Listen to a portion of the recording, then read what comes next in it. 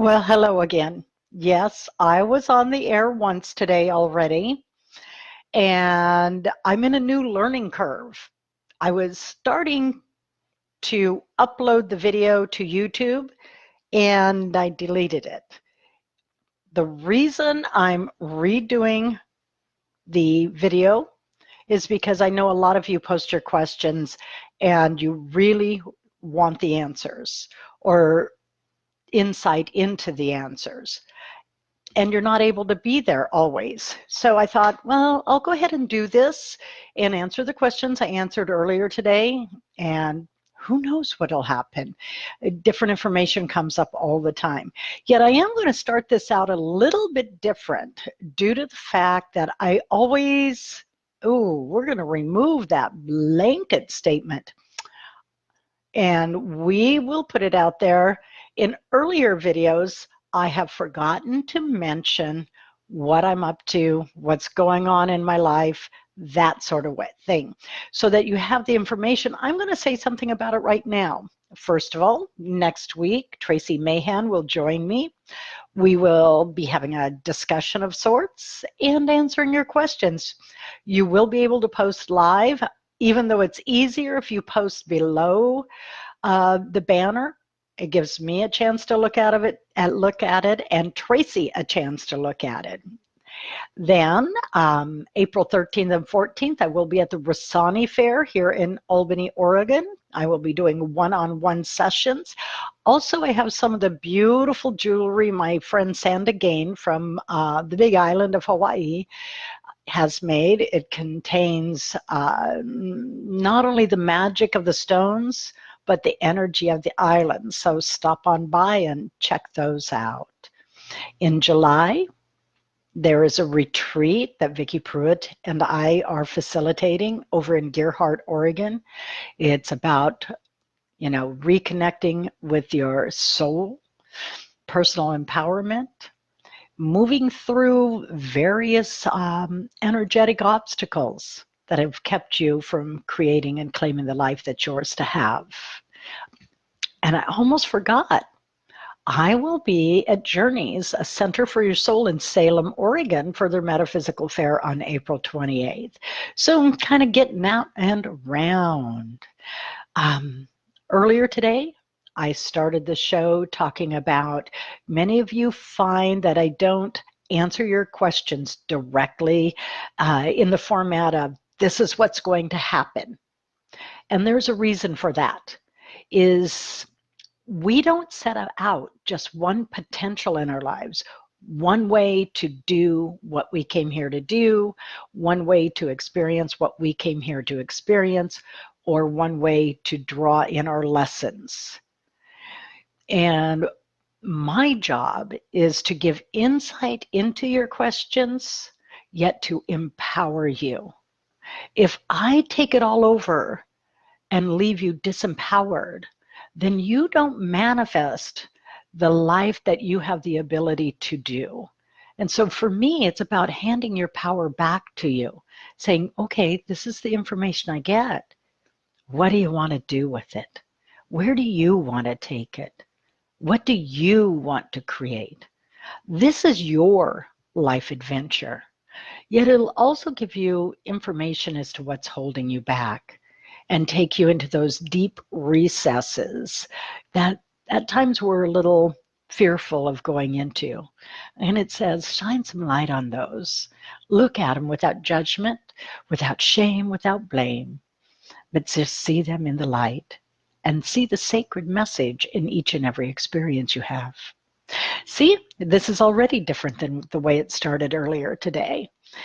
Anyway, I'm going to go on to the questions, and I'm going to have to put on my glasses to be able to read these, and I have them off to the side, so you will see. I won't look directly at you. I have to look sideways to be able to read the questions. And hello, Pauline. Hello, Karen. And Karen, I answered your question earlier today, but I'm going to answer it again in just a few minutes. Anyway, Denise asks, has the bath treatments helped or hurt my current medical problems with the tumors and mass I have? Should I do another treatment or seek other help? And this is the answer I gave her earlier today with a little more insight, very likely.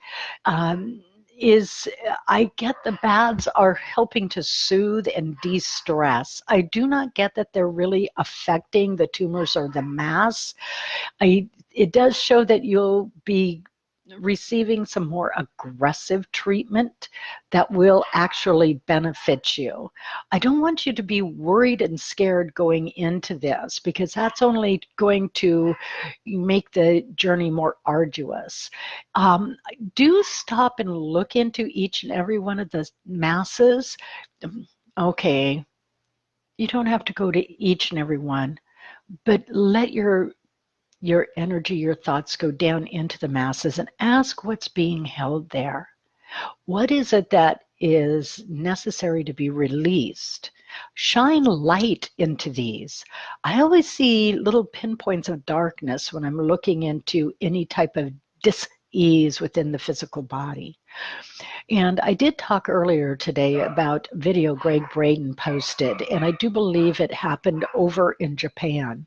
And in the treatment there, they use not just Western types of medicine, which they do.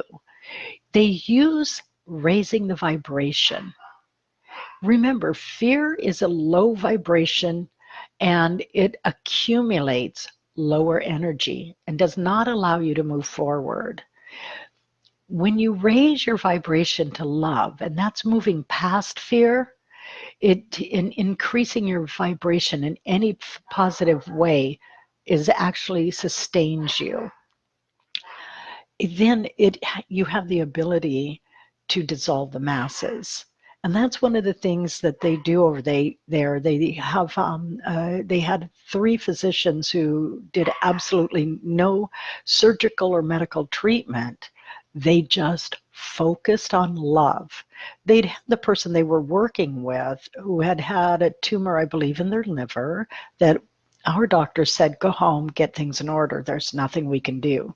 She went over there, and for 2 weeks, they had her change her thoughts, become more de-stressed, more focused on positive, more loving, change her diet. And then they had her come in and they had an ultrasound up on the wall and it showed the tumor. The doctors only focused their attention and intention on love. And as they did this over her, the tumor disappeared. So when you're looking at this, hold love everywhere in your body. Allow yourself to state you are in perfect health and believe it. Talk to your body. See what it has to say to you. We are taught to look outside of ourselves so many times, and we forget that our inner self holds the answers to our questions. I am not saying, and like I said, I'm not a doctor. This is not medical advice. Please follow the journey that's best for you, and that also may require getting Western medical treatment. I believe it came in for a purpose to have the natural and the Western to balance, and then let that take you forward. Okay? Wishing you the best with this. Putting on my glasses so I can see who all's here. Anyway, good morning. And hello, PS Cruises and Tours. I was just doing a thing about cruises. And Teresa and Paulette and Pauline, good to see you. Like I said, I did this once today and then deleted the video. Such is life. I guess I was meant to come back. Anyway, the next question was for Sharon Oatness, who was here earlier today and did receive her answer. So I'm going to bypass that one. Karen, I would love to know what I can do to bring more abundance into my life. Have I blocked myself? And this is one of the ones that was really fun today, earlier answering, is because in our world, we're taught to dance around really being specific about what we want in our life, especially issues of money. You know, we've had these trainings that say, oh my gosh, if you're asking for yourself, you're taking from somebody else. It's greedy. You only think of you. When I first shifted, the way I spoke completely changed.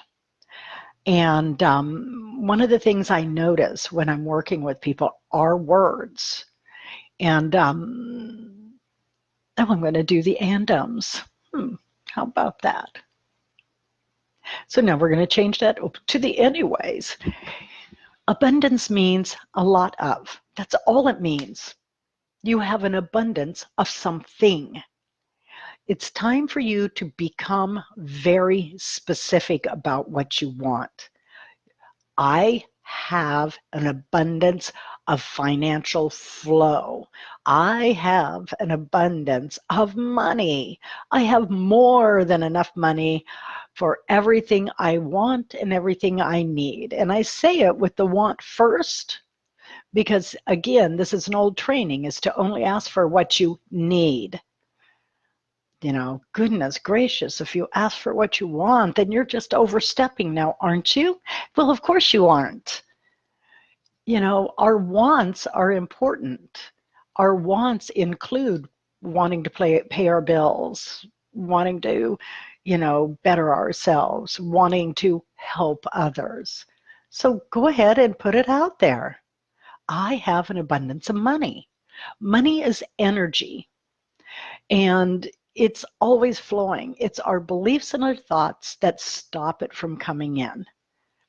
You know, and I know I've told you all about 150 times or more of how my story was that I was brought up in an area with people who had money, and that meant they manipulated, controlled, and owned you. And also those old statements of, see, money can't make you happy. And the various things, examples were given of this. So if it can't, you know, if it was going to make me unhappy, I was not going to let money in. Well, those are just belief systems. They're not truths, and not everyone who has money is going to want to manipulate, control, or own you. It's allowing it to come in. Practice receiving. Know that you deserve it. Start paying attention to when what you are asking for comes in and your reactions and actions towards it. Pay attention to your thoughts. If those thoughts are, whoops, I'm not supposed to have this, change those thoughts and allow it to come in. Let it be a joyous and adventurous thing. So, Karen, it's looking out there. I have money. I have money coming to me in so many different ways, and I receive it with joy and happiness. I deserve this. Money is energy. Open the door to it and let it pour in. Okay, let you receive it in your hands. If it pours in and it's coins, it's going to hurt. Okay, silly joke. Now, on to the next question. Oh, Christine, you caught yours today. No, there's nothing wrong with you, seriously. De-stress, practice meditation. Yoga would be terrific for you because it would allow you to quiet your mind and your body. It did show that that it would be great for you to have some more probiotics, get them into the gut area and let it go through the intestinal tract. That's going to help immensely. Nothing serious going on. Again, I'm not a doctor. This is what I see at this time. If you feel differently, go to a doctor. You know, it's remembering my group is not licensed here. They're not certified here. And they're magical. Yet it's always important for you to follow what feels right to you.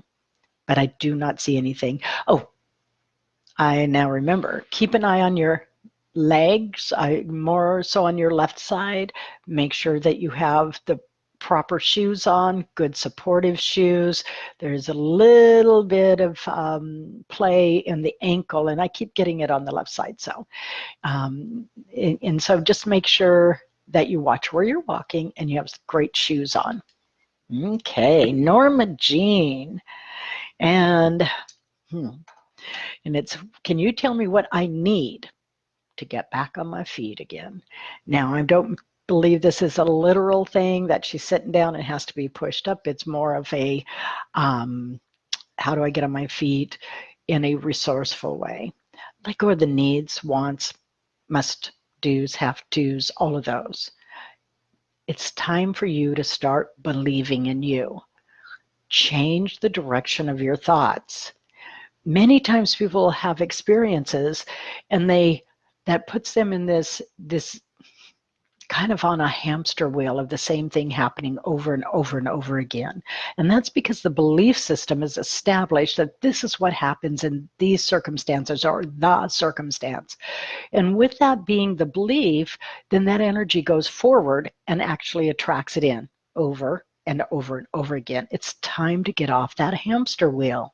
To change your circumstances is to understand you're a powerful manifester and really start looking at what it is you want and focus energy in that direction. What do you want? What gets you back on your feet? And then see it as it's happening, bringing it into the now. I am a resourceful person. I send out my attention. Oh, there's an energy field here. So we're going to start that one all over again. I am a resourceful person. I send out my energy and I attract in all that I require for any given situation, all that will assist me, all that benefits me. I now direct my focus into the positives.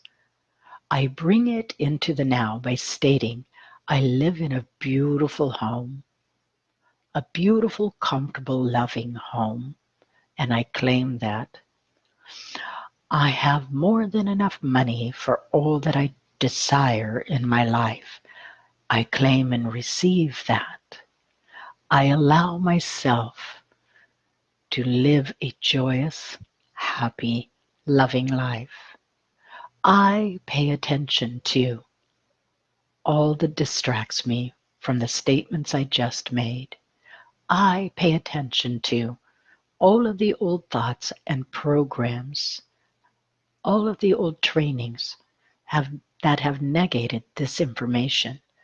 As they come up, I remember that that is all they are, teachings, trainings, outdated programs and beliefs.